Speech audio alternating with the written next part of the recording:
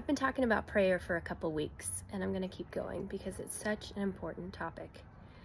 And one thing I've been thinking about in regards to prayer is just how powerful it is and how effective it is, and how oftentimes it's our only weapon that we have against the things that come against us in this earth.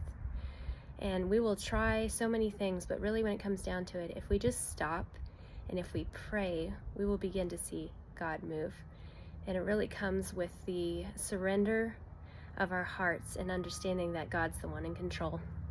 But the more important thing that I've been thinking about is sometimes it's so easy to forget who God is and who we are praying to.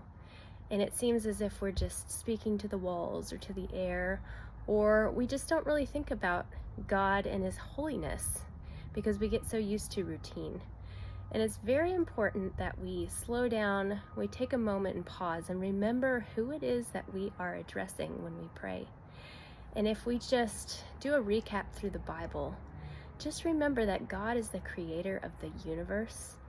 Think about the planets, think about the stars, think about the vastness of creation and how Earth is so small and we are even smaller.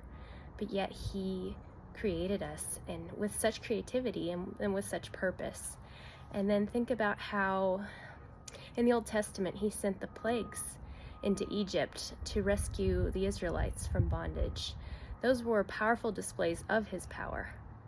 And then He parted the Red Sea. He made the waves lift up into the air so that the Israelites could cross into safety. And He's the God that when Elijah called to heaven, He sent fire to come and consume an altar with a sacrifice on it to show the worshipers of Baal that He was the one true God. And then if you go into Revelation, you see how He's depicted as being seated on a throne and surrounded by creatures and elders worshiping Him day and night. And you see the picture of the glory surrounding Him. That's the God that we're addressing when we pray.